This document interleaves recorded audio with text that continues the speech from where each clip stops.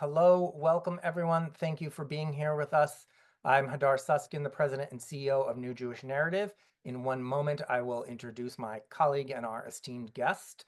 But before we get to that, just a tiny bit of housekeeping. I want to remind everybody that this is going to be recorded. So if you want to share it with other folks later, or if you can't stay for the whole thing, it will be on our YouTube page, as all of our webinars are, and we will share it out to our list.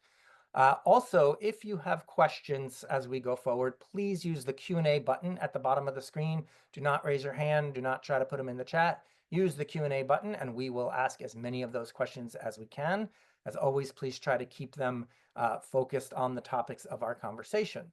So with that, I will just say hello and a welcome and wave to my co-chair, Nomi Colton-Max. Hello, Nomi. Thank you for being with us today. And I will do just the briefest of introductions for our guests, because I think everyone who is here today is certainly familiar with Yair Golan. But just in case somehow you stumbled upon us, Yair is the head of the Israeli political party, the Demokratim, the newly merged entity, which sounds familiar, of Labor and Meretz, and is, of course, a longtime leader in Israel. He retired from the military as a major general. He was deputy chief of staff of the IDF, and he is really, frankly, the voice of the opposition in Israel. And Yair, we are incredibly grateful to you for being here with us today. So first of all, hello and welcome. I hope you are personally doing well. We know that you're living and working in a difficult situation in the country. So please just tell us what's going on there. Tell us what's happening with the hostages and the efforts to retrieve them, efforts to end the war in Gaza, what's going on with the government, what's going on with the protests. There's so much. So take it away. Yes, it's really so much. And, the situation in Israel is so unstable and so complicated and tough. So I would like to start by saying that we are in front of a huge struggle, the struggle for the soul of Israel. And in this struggle, we need all your creativity and all your courage and all your stamina, because that's what is needed in order to win. Today, together, we need to build an alternative, a political alternative, a social alternative, a national alternative. There is no other way. Israel will be strong liberal democracy and the homeland of the Jewish people, or Israel will deteriorate into a very complicated situation of authoritarian theocratical state. And we won't be able to survive as an authoritarian theocratical state. No way. No way. Our area on the globe is full with falling states. Lebanon, Syria, Iraq, Libya, Somalia, Yemen, falling states. What we can find as a common character of all these falling states is one: tribal societies. So those who try today to build Israel as a tribal society in order to divide between brothers and sisters, in order to exploit the struggle between different groups, the legitimate struggle between different groups, in order to build their political power, this is a shame.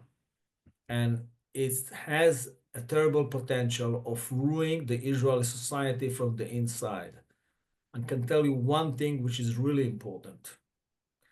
The real danger to the existence of Israel is not from the outside, it's from the inside. So this formula of creating Israel as the homeland of all the Jewish people, and at the same time, liberal, democratic, and egalitarian state, this is the most important principle concerning our existence. We are right now under existential threat. Unfortunately, this threat imposed by Netanyahu governments and their supporters.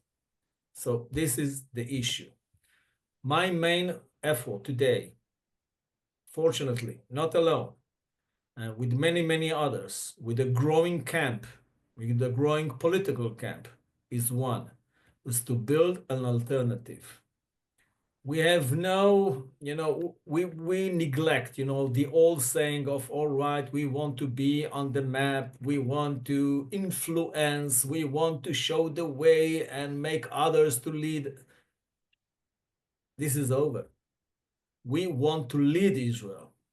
And we want to lead Israel not for power, not for money, not for, all kind of, respect symbols. We want it for one thing, in order to rebuild the homeland of the Jewish people. So this is the issue. I was asked to talk about so many things. It's almost impossible. So please, Hadar, stop me when it's needed, because I want to leave enough time for questions. I will. Thank you. Well, I would say, few things about the ongoing war in the south against Hamas. This is unnecessary war right now. We could end the war by having hostages deal many, many months ago. I would say that the earliest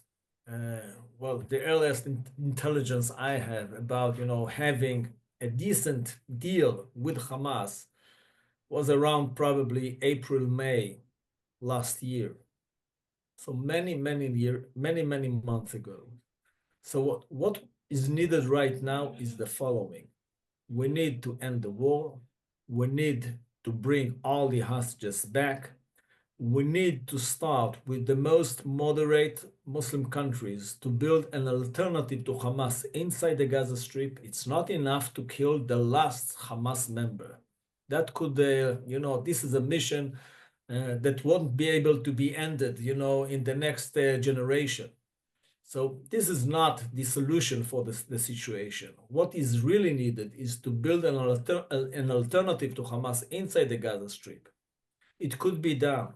I have a very constructive discussions with the Emirates, with further Palestinian figures, not part of the Palestinian Authority right now, moderate figures.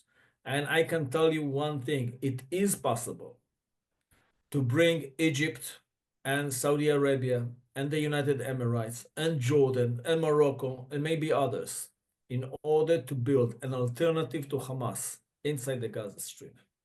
It's a process, it's complicated. It will be needed to secure these elements, these civilian contractors inside the Gaza Strip, no doubt about it. Hamas has no intention to give up immediately, but we need to walk into this process, because this is the most promising process we can envision concerning the destiny, not of the Gaza Strip, the destiny of Israel. Because if we will be able to reach a recovery process inside the Gaza Strip, it will help us a lot to build and to consolidate a regional alliance against the rising radical Islamic threat in our region. No matter whether this threat imposed by Iran or by Turkey or by any other radical element in the region. This is what we need. And I can tell you for sure, many countries today around Israel understand it. I found much common ground with the Egyptians, with the Emirates, with Jordan. It's not a problem. They all understand the seriousness and the need to do something active in order to block any radical threat to their regimes, to their societies. So this is from, the regional perspective. No doubt that we need the United States of America with us, because the only way to force Iran to dismantle its nuclear program, the only way to impose some limitations on the willingness of Iran to reach hegemony in the region is by having the United States of America with us. It's crucial to our destiny, no doubt. I know it is a complicated time in the United States, but here we need to maneuver in a very, I would say, in a well-deliberated manner in order to reach the maximum benefits out of the United States support. About the political situation inside Israel. This is, I believe, the most crucial time in the history of Israel.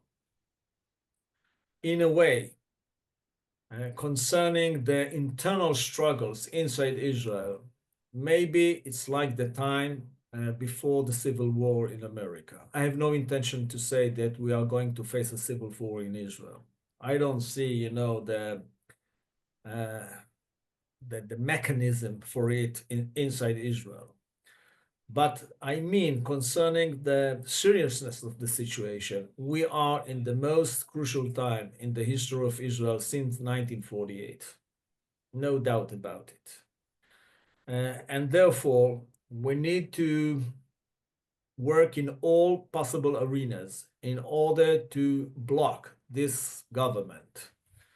So we need to be very effective in the judicial arena. And there are many, many cases concerning the judicial arena. But the most prominent one, no doubt, is the Qatari incident, which It's getting called in English and Hebrew too. how Qatargate. you call the Like Qatargate? Yes, yeah, like exactly, Watergate. like the Watergate. Yes, the Qatargate. This is Yeah. no doubt the most serious issue, and we have no intention to give up until we will be able to understand the connections between the inner circle of Benjamin Netanyahu and Benjamin Netanyahu himself with Qatar before the war and during the war and even now. We want to understand it because this is totally unacceptable. Even to imagine that during war there are people in the inner circle of the prime minister that have ongoing connections with a hostile country. This is totally unacceptable. So this is about the judicial effort. The next effort is the political effort. I understood, many, many months ago that we need to consolidate our power in order to be effective. Unfortunately, up to now, I don't see more partners concerning the willingness to fight decisively against this government. But I have no intention to give up. I will do anything is needed in order to convince Lapid and Gantz and Eisenkut and others to join us to join us to a decisive struggle against this government. We need to inspire the rest of the efforts. We need to inspire the people when we need to show the way. And concerning this particular time, I try to convince my colleagues that the time of protest is over and the time of struggle should be start as soon as possible.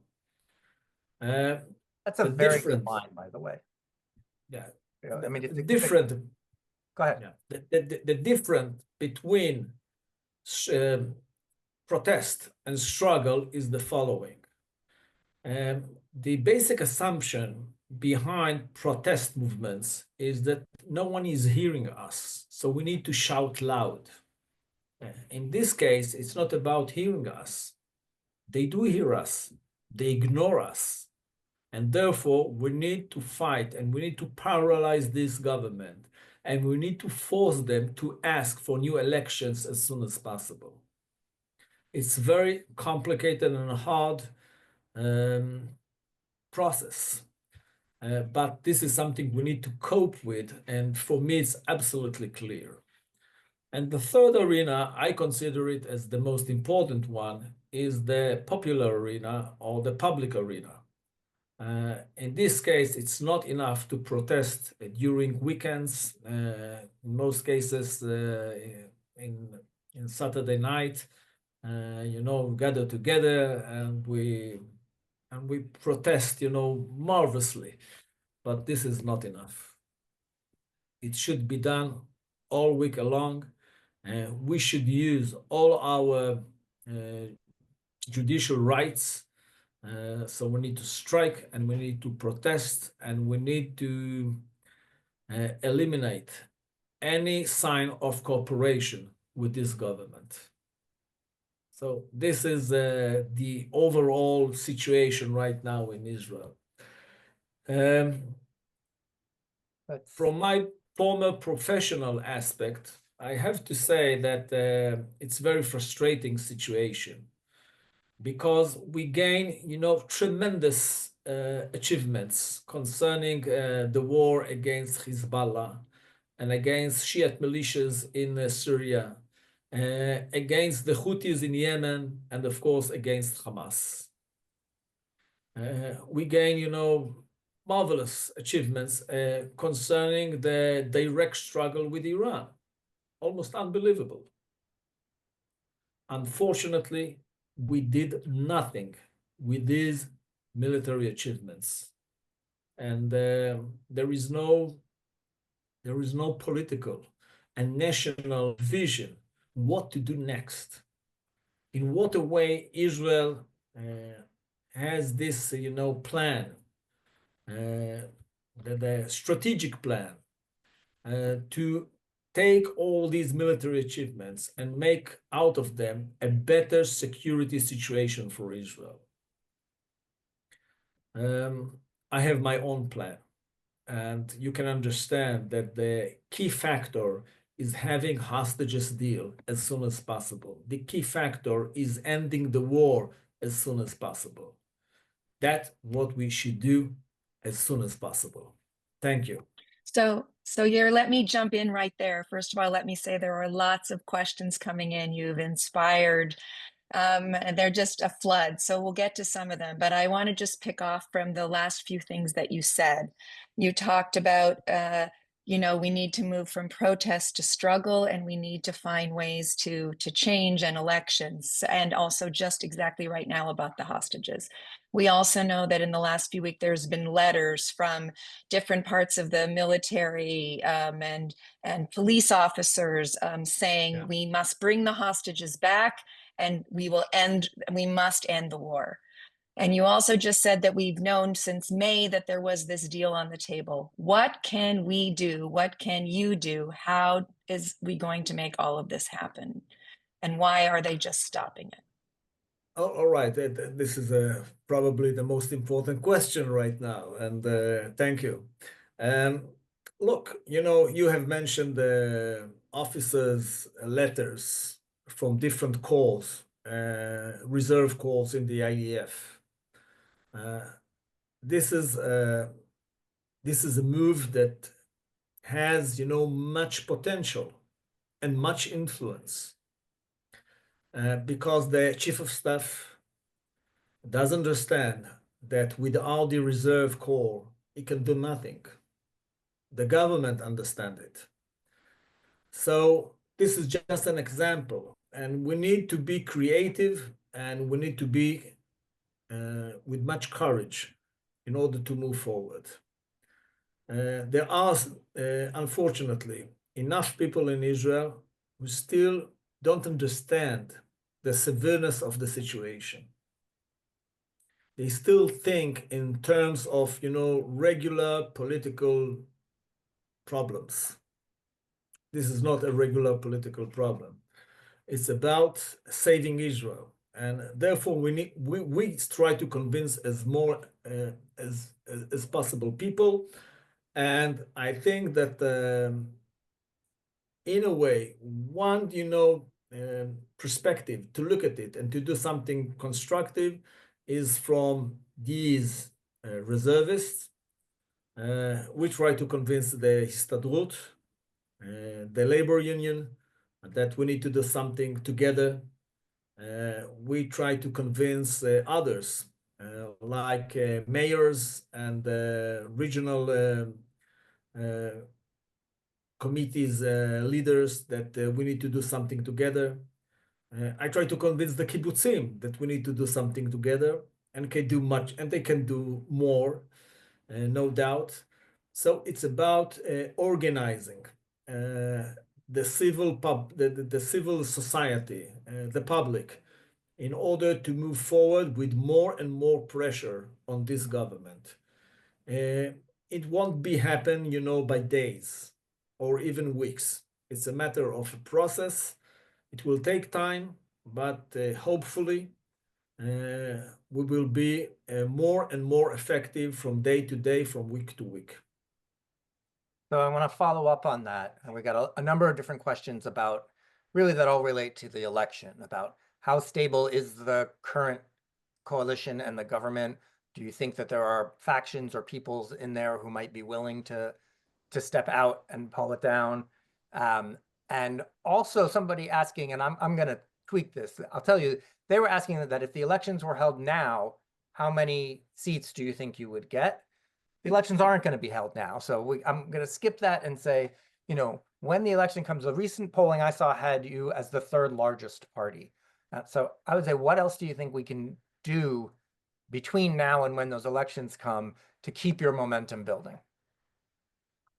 All right. First, about how to put fractures in this coalition. More and more pressure. More and more pressure. For example, the new draft law is a very serious issue. Many people in the coalition cannot accept the new draft law. So we need to put, huge pressure on them concerning that. Let's take another issue, like, obeying the Supreme Court. There are still people in the coalition who say we cannot ignore the Supreme Court. It's a symbol of chaos. We cannot afford it. So this is another issue. So I think that it's really important to identify the most, I would say, sensitive points in this coalition and put as much as possible pressure on them.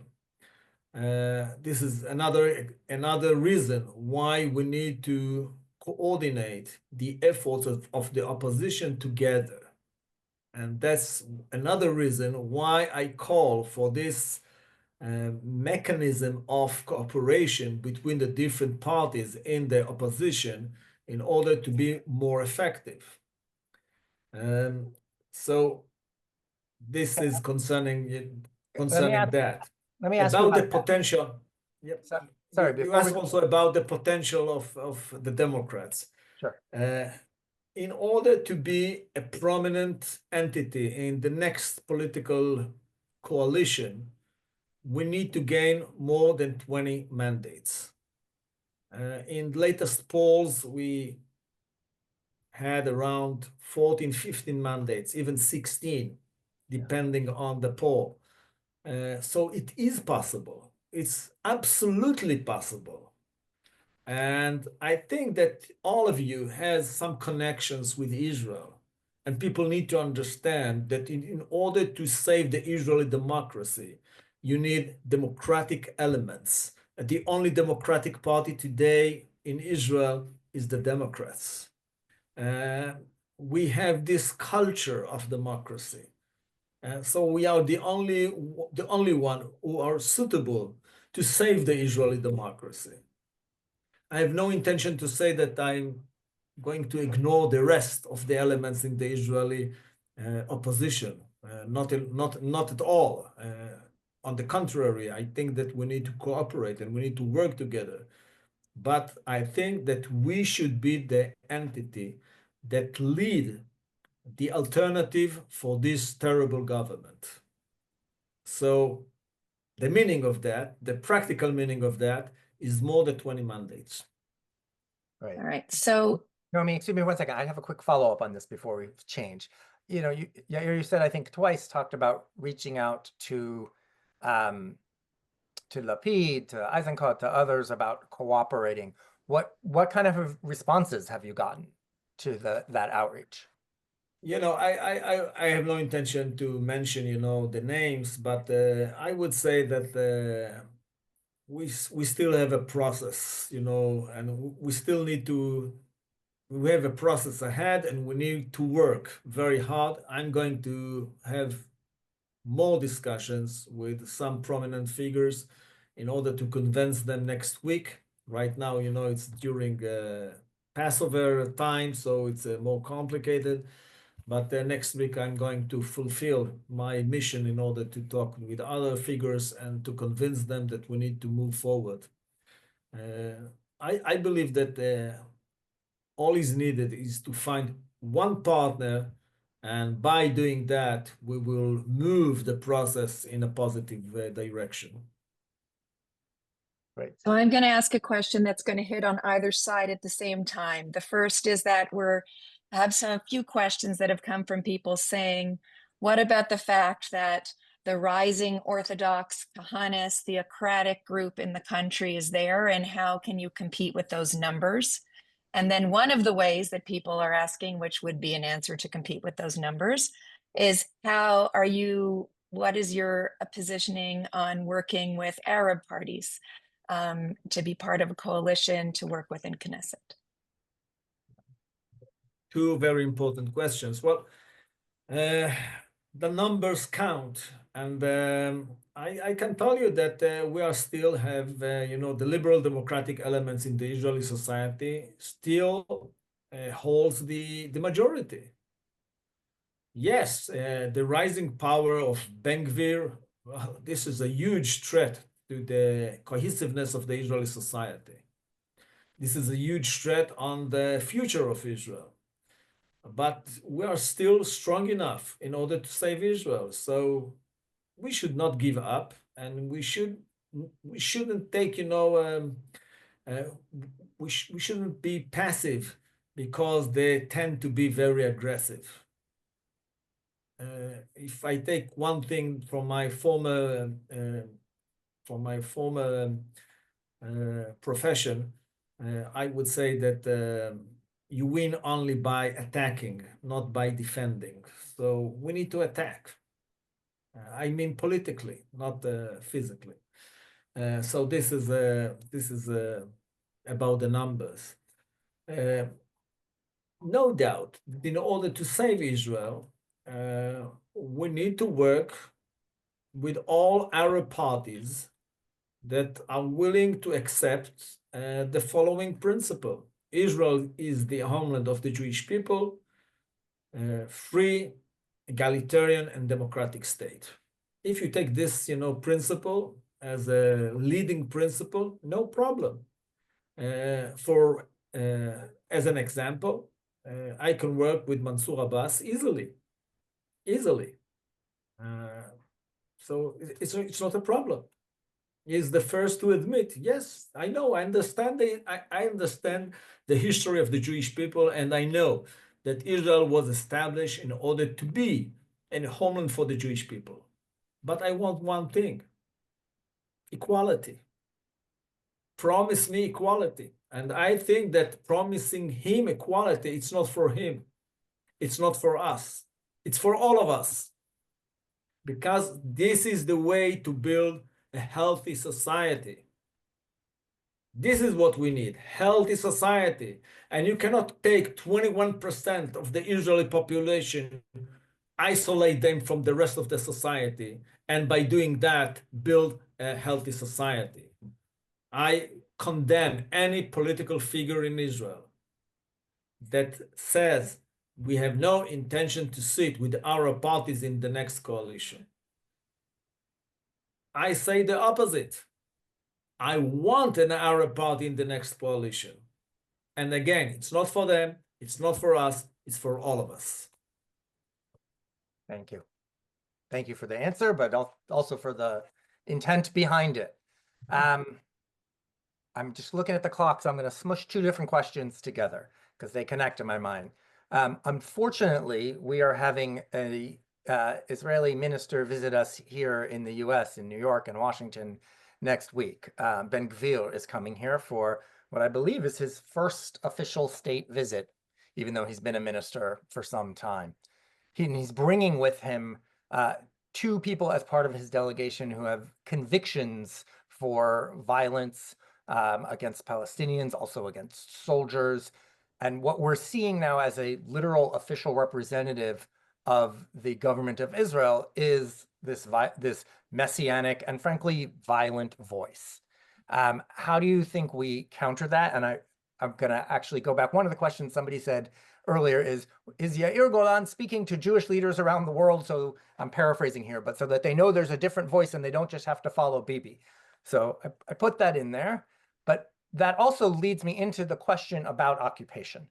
And again, you've got the war going on in Gaza right now and the hostages and a lot of things.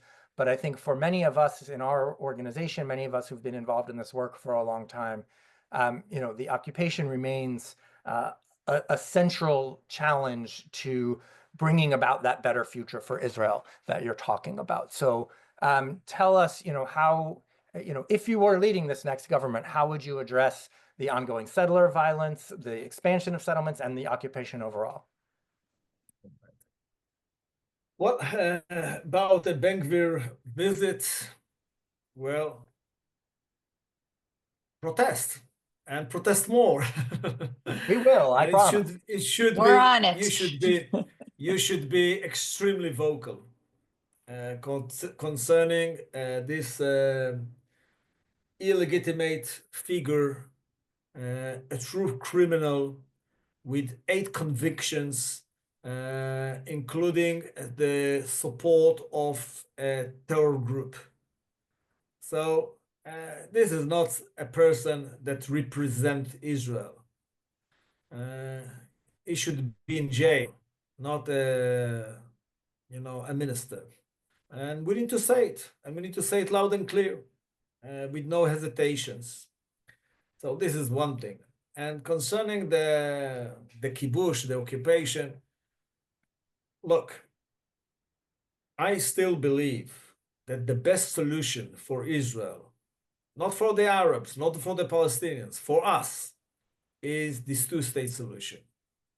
But there is no, great leap over from the current situation to two-state solution. We need to be practical. The Israeli society is a society in trauma. And people still think that they will be raided by Palestinians, tomorrow morning inside Tel Aviv. So it's not a rational analysis of the situation. It's more emotional position. And the emotional position right now makes the situation more complicated. So we need to think differently. And concerning this rethinking about the situation, we need to move slowly on the positive path to the two-state solution. The first measure, I call it civil separation with security responsibility. I will reply it. Civil separation with security responsibility. The meaning of that we build the conditions for the two-state solution, but we have no intention to transfer responsibility for security to people we cannot trust.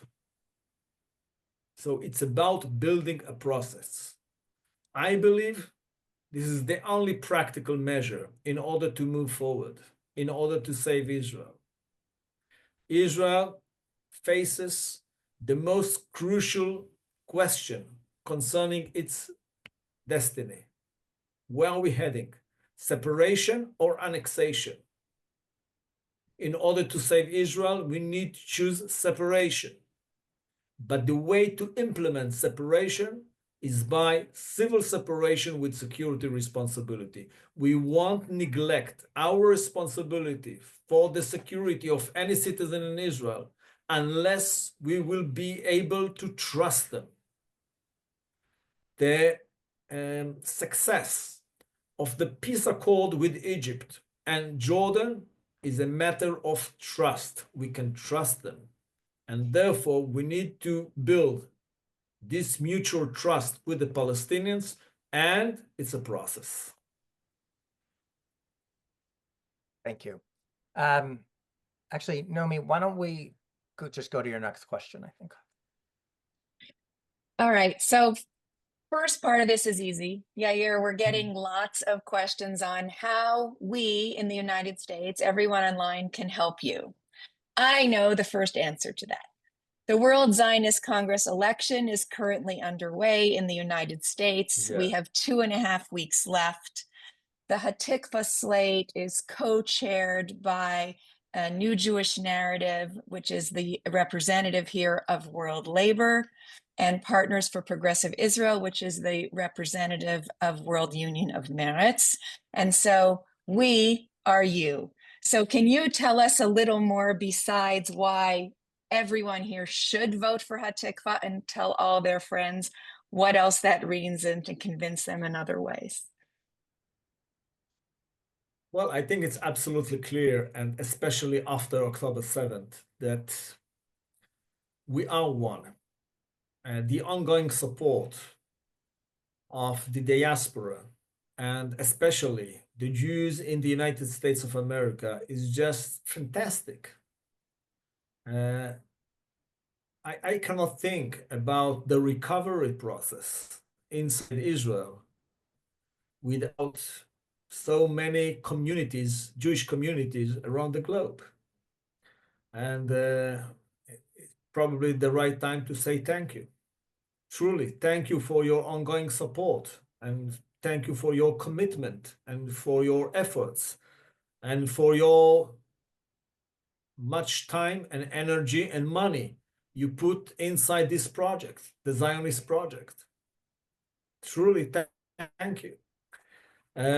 So we need to move forward and to translate this commitment to political influence. In the World Zionist Congress, as well inside the Israeli political system, inside the Israeli society. And if you want to connect figures, certain figures, to the ongoing effort which is led by me and by my partners, I can give you, phone numbers and make, the right connections in order to move forward. It is possible. It is possible. Not necessarily straight with the Democrats. In some cases, it's with the other, civil organizations. But these, civil organizations are really, really important. They build the infrastructure for the liberal democratic camp in Israel. They strengthen our ability to convince, especially young people, that they need to be liberal and they need to be Democrats. So it's truly very important. It's truly very important. It's a matter of the short run and the long run. And because I think as a leading party in Israel, in terms of leading party in Israel, therefore I think that we need to think in terms of short run and long run and do both of them simultaneously. Thank you. I think the last thing you also just hit on is so important. There are so many American Jews, world Jews, Israeli Jews who have only known Bibi as their prime minister. And they think that what Bibi stands for is what Israel stands for. And what you have said here today is that that's not true. It's what we stand for. That is what Israel stands for and has stood for from the beginning.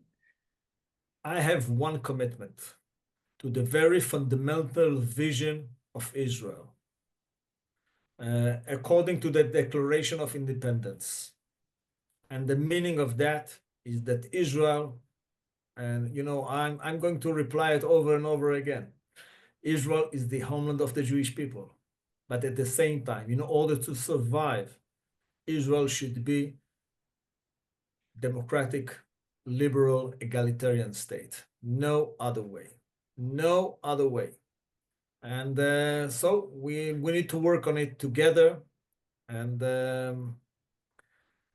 what can I tell you? We have celebrated Passover just a few days ago. We are still during the holiday, and this is the holiday of freedom. And 3,000 years ago, we fought for this freedom, and we experienced such an ordeal in order to reach our own independent state, ancient state, back then in around 1000 BC. So today, we still struggle for the same thing, freedom. And the only way to ensure freedom is by having strong liberal democracy. A perfect ending, really. Thank you so much, Yair. Thank you. On behalf Thank you. of all of us here, we know that these are continuing conversations, but your words here are so important and inspiring to all of us. And we wish you a Moedim LaSimcha and a Chag Sameach as well. And with that, I'm going to turn this back over to Hadar to close this important session. And also just to remind everybody one last time to vote Hatikva. We've put the link here in this message. Vote Hatikva. Vote Hatikva. Go to our website, check out our platform. There were questions about the platform. Some of them have been answered in the platform as well. And you will see amazing activists that are part of a slate and all connected. Hadar. Thank you, Nomi. Yair, thank you so much for being with us. Thank you for all the work you are doing there. I want to just remind everybody, we mentioned the Ben Gvir visit. There will be protests in New York, here in Washington, I think in Miami too, if he goes down to Miami. So keep your eyes open for information from us. You will have opportunities both to sign letters and petitions, but also to come out in person. We will be loud and we will be clear, without a doubt, as we always are. So thank you again, everybody, for joining us today. Thank you. And thank you, Yair and Nomi. So long. Talk to you all later.